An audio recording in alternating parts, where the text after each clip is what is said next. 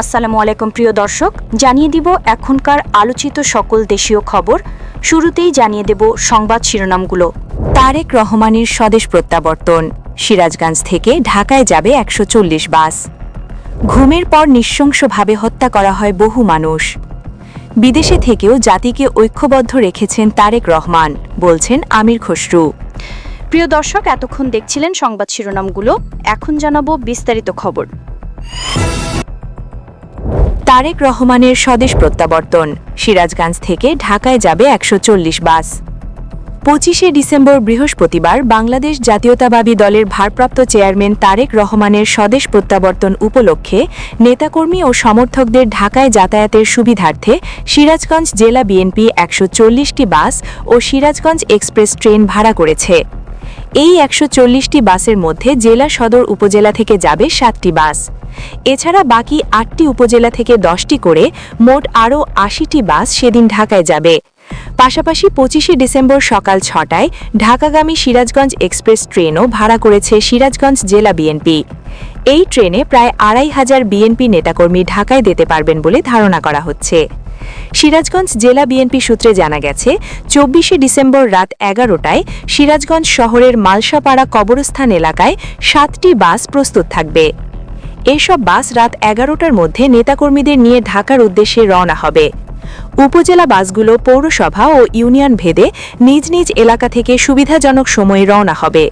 সিরাজগঞ্জ জেলা বিএনপির দপ্তর সম্পাদক তানভীর মাহমুদ পলাশ বলেন, সিরাজগঞ্জ এক্সপ্রেস ট্রেনে ২৫০০ জন যাবে। ১৪০টি বাসে জনপ্রতি ৭০ জন করে যাত্রা করবে। এছাড়াও বিভিন্ন এলাকা থেকে ন্যূনতম ১০০টি মাইক্রোবাস এবং আরও ১০০ ও আলাদাভাবে আরও ২০০০ বিএনপি নেতাকর্মী সিরাজগঞ্জ থেকে ঢাকায় যাবেন। সব মিলিয়ে প্রায় ১৬,০০০ নেতাকর্মী যাওয়ার প্রস্তুতি রয়েছে। এই সংখ্যা আরও বাড়তে পারে। ঘুমের পর নৃশংসভাবে হত্যা করা হয় বহু মানুষ। ঘুমের পর নৃশংসভাবে হত্যা করা হয় বহু মানুষকে।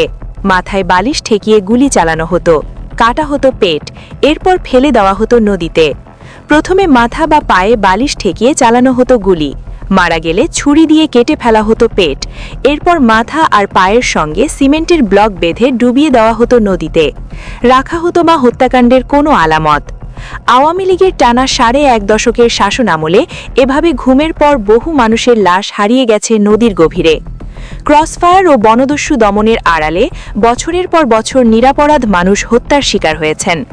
পরিকল্পিতভাবে এসব হত্যাকাণ্ডে চললেও মুখ খোলার সাহস ছিল না কারও। ক্ষমতার পালাবদলের পর একে একে প্রকাশ পেতে থাকে এসব ভয়াবহ ঘটনা।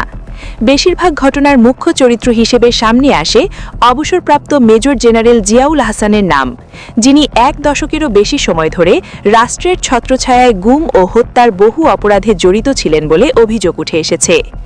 আন্তর্জাতিক অপরাধ ট্রাইব্যুনালের প্রসিকিউশন সাবেক এই সেনা কর্মকর্তার বিরুদ্ধে শতাধিক মানুষকে গুম ও হত্যার অভিযোগে মানবাধিকার বিরোধী অপরাধের ফরমাল চার্জ দাখিল করেছে। তথ্য অনুযায়ী ২০০৯ সালে মেজর পদে থাকাকালে জিয়াউল হোসেনের পোস্টিং হয় র্যাপিড অ্যাকশন ব্যাটালিয়নে। অল্প সময়ের মধ্যেই তৎকালীন প্রধানমন্ত্রী শেখ হাসিনার বিশেষ আস্থাভাজন হিসেবে পরিচিতি পান তিনি। সেনাবাহিনীর নিয়ম ভেঙে বিভিন্ন বাহিনীতে দায়িত্ব পালন করে পদোন্নতি পান মেজর জেনারেল পদে। র্যাবের গোয়েন্দা বিভাগের পরিচালক ও এডিজি হিসেবে দায়িত্ব পালনকালে অসংখ্য গুম ও বিচার বহির্ভূত হত্যাকাণ্ডে তার সরাসরি সম্পৃক্ততার অভিযোগ উঠে এসেছে। তদন্তে উঠে এসেছে বরগুনার বলেশ্বর নদী গুম ও হত্যার অন্যতম কেন্দ্র ছিল। সেখানে অন্তত ৫০ জনকে হত্যা করা হয়েছে বলে অভিযোগ রয়েছে। একই পদ্ধতিতে বুড়িগঙ্গা, শীতলক্ষা, কর্ণফুলী নদী ও বঙ্গোপসাগরের উপকূল এলাকায় অপারেশন চালানো হয়েছে। সুন্দরবনের বিভিন্ন এলাকায় তথাকথিত বনদস্যু দমনের আড়ালেও পরিচালিত হয়েছে ভয়াবহ হত্যাযজ্ঞ। প্রত্যক্ষদর্শীদের বর্ণনায় উঠে এসেছে, গভীর রাতে ট্রলারে করে বন্দীদের নিয়ে গিয়ে বালিশ ঠেকিয়ে গুলি চালিয়ে হত্যা এবং পরে নদীতে ডুবিয়ে দেওয়ার ভয়াবহ চিত্র। এসব অপারেশনের নির্দেশনা ও তত্ত্বাবধান জিয়াউল হাসান নিজেই দিতেন বলে অভিযোগ রয়েছে। বিদেশে থেকেও জাতিকে ঐক্যবদ্ধ রেখেছেন তারেক রহমান, বলছেন আমির খসরু। বাংলাদেশ জাতীয়তাবাদী দলের স্থায়ী কমিটির সদস্য আমির খসরু মাহমুদ চৌধুরী বলেছেন, বিদেশে থেকেও তারেক রহমান জাতিকে ঐক্যবদ্ধ রেখেছেন। তিনি বলেন, রাজনৈতিক প্রতিকূলতা ও দমনপীড়নের মধ্যেও তারেক রহমান দল ও জনগণের সঙ্গে যোগাযোগ রেখে আন্দোলন সংগ্রামের দিক নির্দেশনা দিয়েছেন। তার নেতৃত্বে গণতন্ত্র পুনরুদ্ধারের আন্দোলন আরও সুসংগঠিত হয়েছে। দলের নেতাকর্মীদের মধ্যে ঐক্য ও মনোবল ধরে রাখতে তার ভূমিকা গুরুত্বপূর্ণ বলে মন্তব্য করেন তিনি। প্রিয় দর্শক, এই ছিল এখনকার গুরুত্বপূর্ণ নিউজ। আরও গুরুত্বপূর্ণ নিউজ নিয়ে ফিরছি কিছুক্ষণের মধ্যে। নিউজগুলো সবার আগে দেখার জন্য এই চ্যানেলটি সাবস্ক্রাইব করে আমাদের সাথে থাকুন। ধন্যবাদ।